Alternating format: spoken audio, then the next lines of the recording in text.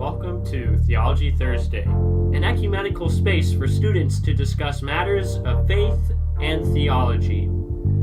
I'm your host, Connor Grubbs. And I am your co-host, Ryan Mock. And I'm your co-host, Jonny Grubbs.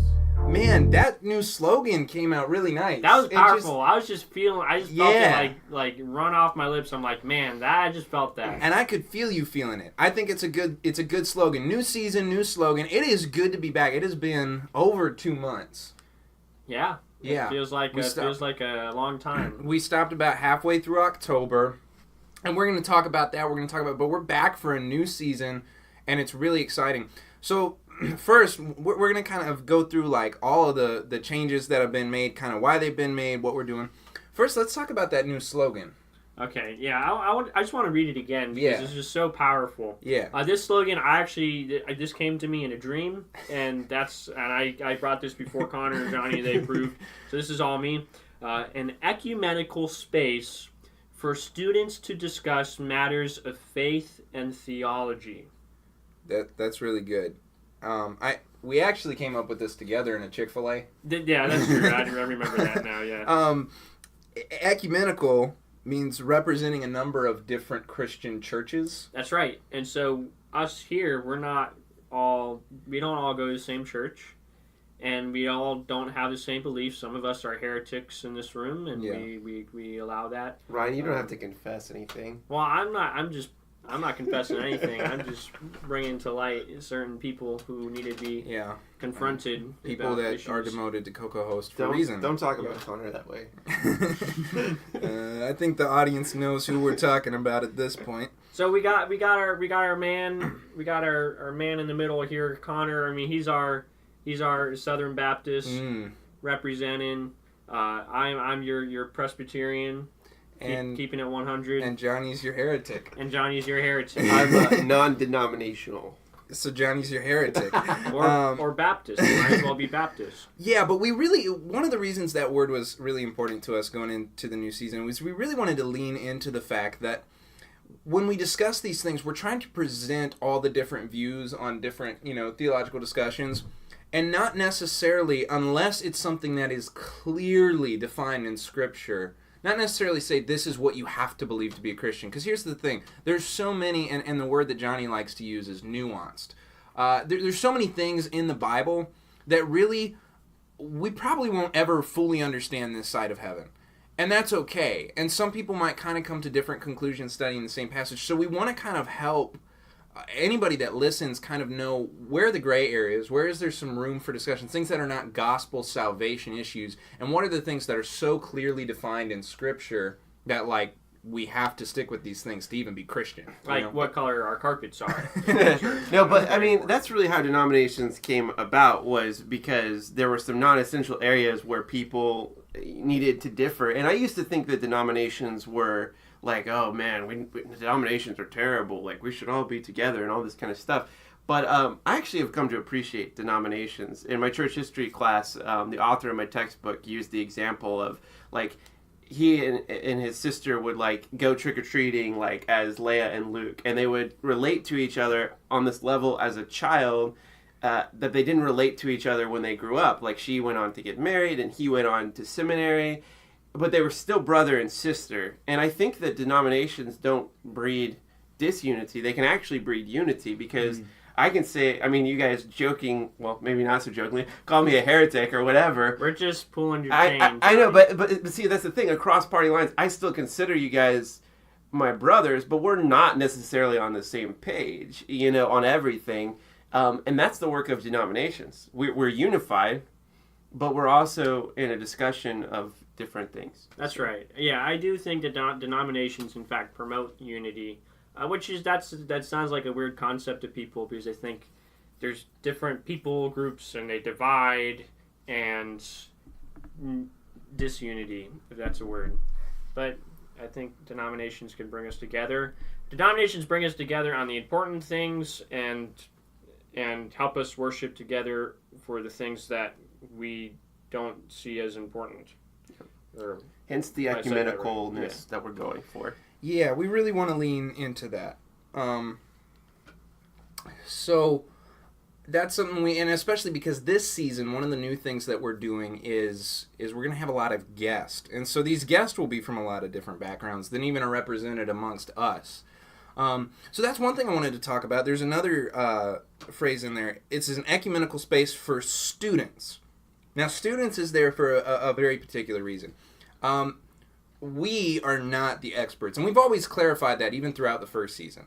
Like, we're not experts. We're still studying this stuff and figuring it out ourselves. And truly, nobody, even when they have their PhD, has it all figured out. Right. So when we say student, we're not saying like college student. We're saying anybody who wants to research these topics more and learn more about the different viewpoints. So you don't have to be a millennial to be a student. You don't have to be a young person to be a student. You could be an old person and be a student.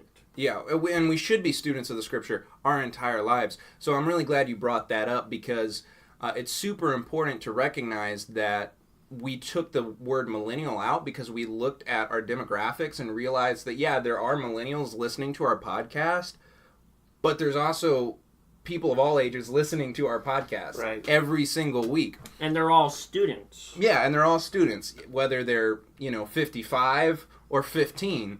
And so we really wanted to make sure we're not having a slogan that we're saying at the beginning of every week that's like narrowing it down to a certain age group.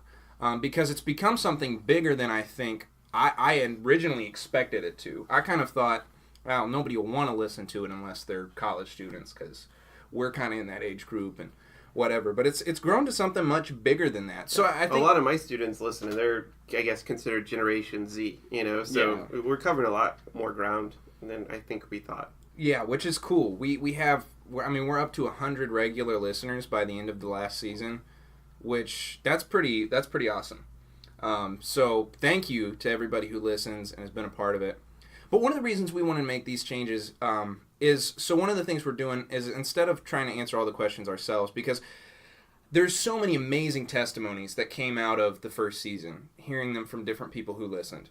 And so I don't want to discredit any of what happened there. I think some good stuff came out of it. But towards the end, I started to kind of feel like I was spinning my wheels a little bit. And like we're doing these big topics, eschatology, all this stuff, and covering it well, but not necessarily, I didn't think, always doing it justice. Yeah, we weren't giving it proper treatment. And so we're kind of leaning into the fact that we are students by going out and interviewing people who know more about this stuff than we do. So what you're going to have is at the beginning of each episode, we're going to have subpoints. We're going to have 3. One of them is going to be about like media and entertainment, whatever's going on in that world, and kind of talking about it from a Christian perspective. One's going to be more like Christian news, what's going on in like the evangelical world, and then one of them will just be like whatever the big kind of world news thing is going on that week, and talk about all those things from a Christian perspective. And so we're still here every week doing that together. And then we're kind of going to take turns doing interviews. I've already recorded a bunch of them. Like, that's why I'm so excited about this season. We got 22 episodes for season 2. Each of them has an interview with a new guest, and we're just really excited to share that with you because we're learning a lot too. I just realized rather than trying to be the teacher, we're coming at this more this season as this is a podcast for students by students who are in the process of learning, but kind of bringing you along for that learning journey. And you can correct me if I'm wrong and edit this out if I'm wrong, but I think now and again we will very briefly kind of struggle through the topic that's going to be discussed and then let the experts take over from there. Right. So, right. And sometimes we may even have a guest on because we're trying to create this ecumenical space that we don't agree with everything they say. They may have very valuable stuff to say, and so we'll talk about that. Sometimes there's going to be topics that we cover just like we did the first season. We don't even bring a guest on. So that doesn't mean that we're not talking about these things. We are, but we're just bringing in other people that can really add a lot of valuable things to the conversation. Yeah, it's like we're giving our input, and then we're giving you better input to follow it. That's right. So, yeah. Yeah. So, Ryan, did you have a thought about that? I am in agreement. Okay. And then the last thing that's really good on that slogan is faith and theology. Because sometimes we had episodes that weren't so much about a theological concept as they were about Christian living. And even today's episode, you'll notice, is kind of about that. But theology does impact every area of our lives. That's right. You know, it's all theology. So, but we just kind of throw that word faith in there because sometimes we're going to get a little more nitty-gritty. Instead of talking about Calvinism, we're going to talk about, like today, how to apply Christian principles and work ethics in a secular workplace. So I'm going to get a little bit vulnerable for a second. I typically don't do this on the podcast. I'm still going to kind of pouring your heart out. But I want to pour my heart out because, honestly, this podcast means a lot to me, and I'm really excited to see what God does with it this season. And I want to kind of explain why we were going, we were halfway through a series on the Reformation, and it just stopped. We didn't warn anybody. It just kind of went away, and now we're back. And so I want to kind of explain what happened. At the beginning of this year, I went through a kind of a experience that really shook my life up. It was a little traumatic for me, and I've always been one to find a creative outlet to cope. And in the past, in high school, if it was just a silly high school breakup, me and Ryan and Billy and a bunch of our friends, we would make YouTube videos and but it was something to fill that time. It's dumb stuff, but it was a creative outlet. This time, after that, everything that happened, I started to kind of get back on my feet. One of the creative outlets that I really wanted to do was this podcast, and I came to Ryan and I was like, let's do it. And it was great. It was a great distraction because there's work that goes into it, and it was something that I could kind of create that, and I think it's good to use creative outlets as a coping method. That's good, but it can't be the be-all, end-all because it can distract so much from the thing that you never really deal with it. So that being said, two things happened. One, it grew beyond what I ever expected it to and really became a ministry to other people. There's some really cool testimonies that came out of last year. And I realized this is something important and we need to keep doing it. But the second thing that happened kind of around October was just kind of a wake-up call for me that I never dealt with some of the stuff that happened. As the year went on, I switched jobs. I got busier and busier and busier. And just never kind of dealt with those things. So that's, on one hand, a personal testimony that, it's okay to not be okay. And sometimes we got to admit that and work through those things and kind of slow down and figure out what that looks like. And as I kind of paused everything and kind of reevaluated everything and put it all on the table and said, all right, God, there's some stuff that needs to change here. What do you want from me? One of the things that stayed, although a lot of stuff has been sifted out, one of the things that stayed and I felt like God was calling me to continue is the podcast. So in there is kind of the origins of how it started, why it stopped for a minute, and why we're still doing it. So thank you guys for being a part of it. I mean, you guys are the best. Yeah, yeet. And we really look forward to what this season has. It's going to be good. Yeah, I'm excited because while we may be right on a lot of things we say, we could be wrong. I think the people that we're going to have on are going to be able to say it a lot better. Mm-hmm. They have more experience with how to say things, and so they may be able to make it more clear and obviously provide input that we may not have even considered before. Mm-hmm. And so doing this will bring to the table new insights, and it's going to be awesome. I'm super excited, and that's all I have to say. Johnny, any words on that? No, I think this is a great format. Yeah, we're really looking forward to it. And for today's episode, we have a very, very special guest. We wanted to do something really cool for the first episode, and that is bring the founder of Maple Street Biscuit Company on. I actually work there part-time. And living the dream. He's a Christian and started this company really built around Christian principles.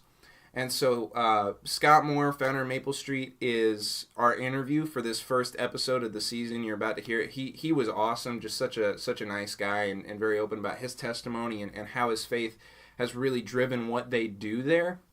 But the cool thing about it, this is the best part. When y'all share this episode on your social media, you can take that into Maple Street. This is only valid at the Seminole location.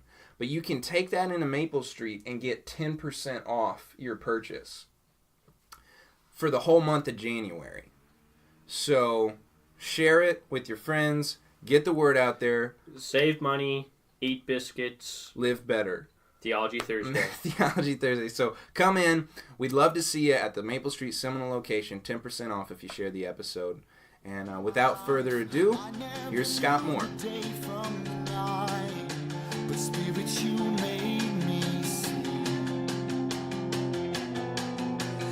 I swore I knew the way on my own. A head full of rocks, a heart made of stone. This week's guest, we're bringing on Scott Moore, founder of Maple Street Biscuit Company. Scott, thank you for joining us today. It's good to be with you, brother. We appreciate your time. So we know several of our fans are big fans also of Maple Street. We have right here around where we record the podcast, we have both the Seminole and the St. Petersburg location. And but some of our listeners may have never heard of it before. So if you could just explain Maple Street to some of our listeners who may have not had the pleasure of eating there yet. So we'll have to make sure we get them there. But yeah, Maple Street we have 4 principles which guide us. The very first principle, Connor, is comfort food with a modern twist. And the idea when we set out to establish this concept is that we wanted to be a destination, not an option. So we want to build food that you're familiar with, but you'd say, I've had it, but I've never had it that way before. One of those items is it's called the Squawking Go, and it actually was on the Food Network. They featured that. And so it starts with our biscuit, which we use an artisan winter wheat flour. We make the biscuits from scratch all day long, fresh. Then we have an all-natural chicken breast, no hormones, no injections, very juicy. We use our own breading on that, and it's a good crunch and a little spice.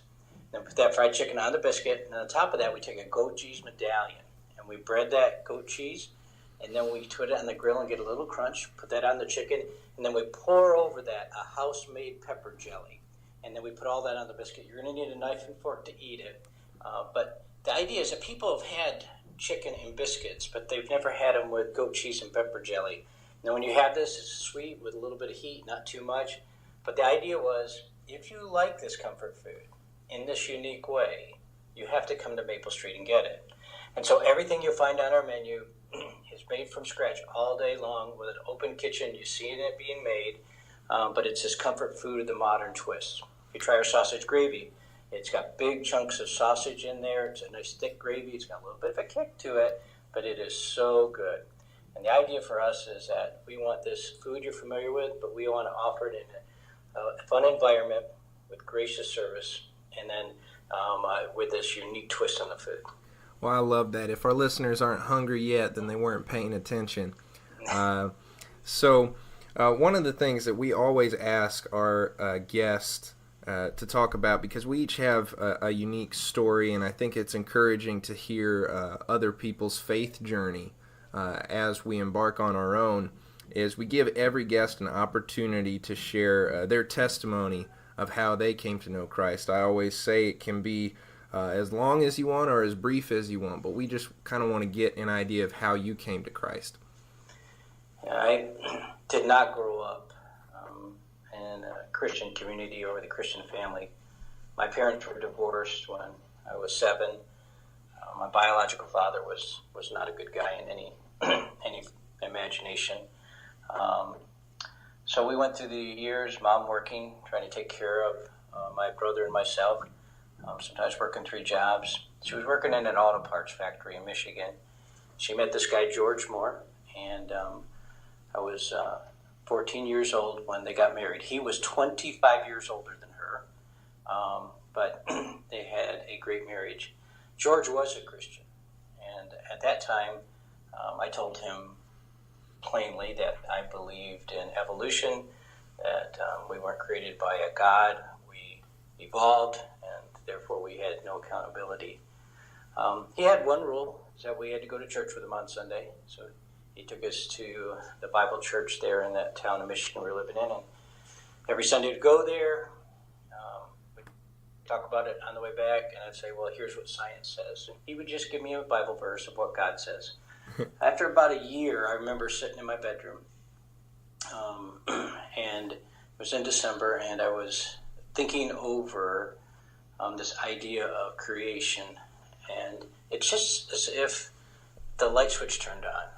God, by His grace, gave me that light, that we did come from his power, that he created us. And I had learned a few things that first year, and one of those was if he created us, he owned us, which had always been my challenge, but I also understood it. I remember getting down beside my bed that day and saying, okay, God, I'm yours. And he changed my heart and took me down a different path. Of course, it's been, a process of sanctification and learning him and growing and having the opportunity to go do that. So it's gone from there to I've been a lay elder in the church I go to now for several years. I just rotated off this last year, trying to live out the gospel. I love that. And you've already told us a little bit just as far as the food and the experience, what really makes Maple Street unique from other restaurants. And the personal connection here that's kind of neat that some of the listeners may not know. Our listeners do know that I work at a church here in the community with the youth and the college ministry. But to make ends meet and pay the bills, I also had to get another job on the side, and as I was thinking and praying about that, I heard about Maple Street, and one of the things that really attracted me to that, if I was going to have to go the bivocational route with ministry, at least for this season of my life, was that this was a company that was run really on Christian principles. And so if you could tell us a little bit the story of how Maple Street came to be. Yeah, and Connor, we're glad you're part of the family. And that's exactly the way we think of when we talk about it. Maple Street really came out of the opportunity I had to be a lay elder in our church. So there was a young man in our church, Gus Evans. He and his family had just joined. And I was the pastor on staff that if you lost your job or making a career change or getting your first job, they sent you to me. So our senior pastor sent Gus to me because Gus had been in construction in 2011. That had all dried up. He didn't have a job, was trying to figure out what he was going to go do. So I met with Gus and started counseling him about the career change and opportunities.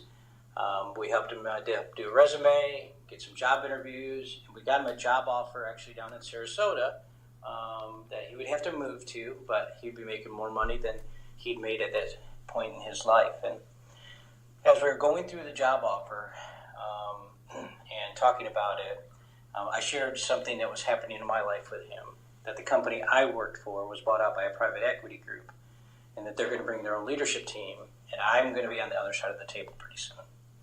I'm going to have to figure out what I'm going to do. And so he asked me a question, well, what are you going to do? And I had these 5 different business ideas of what I wanted to do to stay in town, because Jacksonville's home. I wanted to stay here. I would have to relocate if I was going to continue to do what I was doing. And one of those was this restaurant, comfort food with a modern twist built around fresh baked biscuits. And he came back to me in a couple of days and said, hey, I want to do that restaurant idea with you. Which sounds great, Connor, except neither of us had any restaurant experience. Neither of us had any culinary background.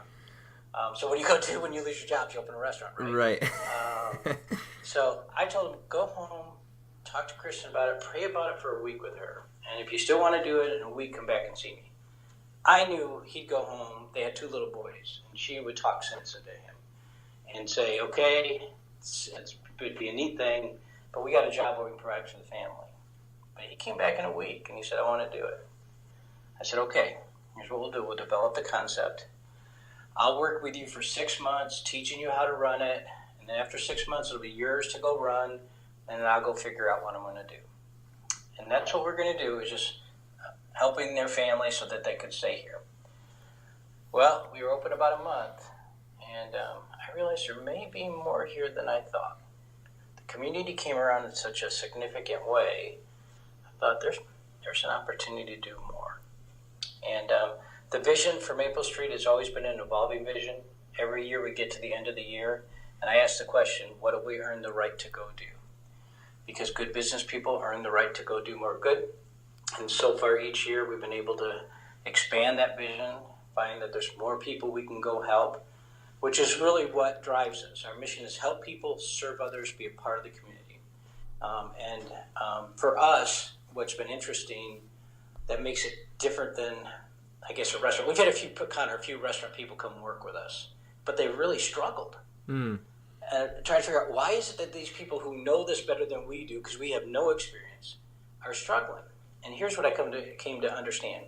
They saw what we did as transactional. They thought we were making something to sell it. We see what we're doing as relational. We're just doing these Maple Street so we can be a part of people's lives. Right. And when we get to know them, and the question I always like to ask is, tell me your story. When you get to know people's story and be along in life, that's where opportunity for us to be salt and light in their lives and in that community. And so we have found that it's very important for us that people who are going to be our community leaders understand that this is a relational opportunity.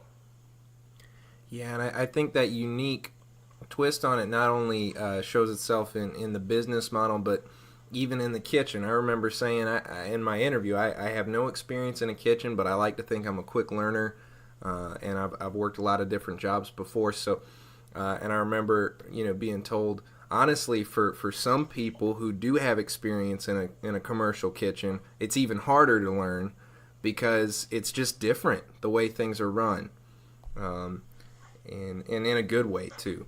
Yep. So I love that. And how would you say your faith specifically has influenced some of the direction and the principles of the company?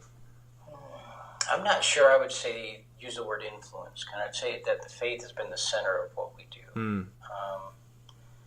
I mean, it's the reason it started was, again, my heart to help somebody in our church community. And it's continued that way. The second store was another gentleman in our church who needed to make a career change and said, hey, is there something I can do? We went and opened a second community store with him. And that continues to be the center of what we do. So we are who we are. When I come to work, I am who I am. By God's grace, He changed me, He saved me. So my faith is part of everything we do. So, we have a group me chat with our community leaders. We're a family sport team. I'll send out a group me that says, hey, just want you to know I prayed for each of you specifically today because I want them to know I'm concerned about them. We are candidly talk about, so we have 4 principles, I said. One of those is gracious service. We start talking about people. There's a big difference between service and gracious service. Any restaurant will serve you. They'll take your order. They'll get your food. They'll get your to-go box. Gracious service is much more. We talk about gracious eyes. But using those terms and how that is different than just serving somebody, it gives us this platform. We talk about grace, what it looks like, grace, where it comes from, and that grace is a person. That person is Jesus Christ. And that principle gives us the opportunity to share what grace is with those that are on our team. These are critical things for us, and so I would say it's really what drives us. Our mission, help people serve us, be part of community, is really the mission where we're just living out the gospel. I love that. And I think that's a great transition into the next thing I want to talk about, because that idea that we talk about of gracious service really can be applied in any work setting. But a lot of believers and a lot of our listeners don't have the privilege, the ability to be able to work in a place that encourages that. So what advice would you give some of our listeners who maybe have a boss or work environment where Christian principles are maybe not encouraged, how they can apply that there? Yeah, I would say it's the fear of the Lord being lived out in your workplace. So many years ago, I had a pastor who started me on the journey to understand what it meant to live out fear of the Lord. And fear of the Lord is 2 aspects. 1, to be concerned about his concerns. 2, to hate his hates. The fear of the Lord, God gives us authorities in our life to teach us how to learn to respond to his authority in our life. And when we learn to respond to this earthly authorities correctly, we learn how to respond to his authority in our life as well. And so that same truth, where I am to be concerned about God's concerns and hate his hates, is the same truth I have for my boss. whoever my boss is, and I use these words, I've used these words with my bosses, I want you to know I'm concerned about your concerns. My boss starts to realize that I'm concerned about their concerns, that I'm concerned, or hate her hates, and that I'm there to make them successful, a couple of things happen. One, I've always gotten a lot more freedom because they see me taking initiative about the things that they're concerned about. And so I get much more freedom to go do my job. And two, it gives me this opportunity, a platform for them to, for me to be able to speak to them in their life, because they're not trying to have to manage me. My job is to get to know them and know them well, to know what's important to them, to know how they go to market, what their strategy with the operation is, and to be concerned about their concerns and hate their hates. Take initiative and responsibility for those things. And if we do that, even with those who are unbelievers, my experience has been that we get an opportunity to be able to speak to them about why we do these things the way we do. Well, I love that, and that's some great practical application for our listeners. Another great practical application is if you haven't been to Maple Street yet, go visit one. We're going to have a link in the show notes where you can find the nearest location to you, and if you're local to where we record the podcast, I'd love to see you over at the Seminole store someday. So, sounds good, Pastor. As we're finishing up here, do you have any closing thoughts you'd like to share with our listeners?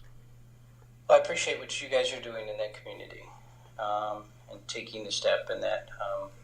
We want to be alongside the kind of ministry that you're happening. So I say that Maple Street, our mission is help people serve others, be a part of the community. That comes out in many different ways. So that's a community space, and you guys are to use it. So one of the things that we do in almost all of our stores is that, and we do it in every store, but it happens most days in all of our stores, is that we come in at 6, we open at 7, we come in at 6, and we put out coffee the first thing. The community is free to come use that space for whatever kind of meetings they want for that first hour.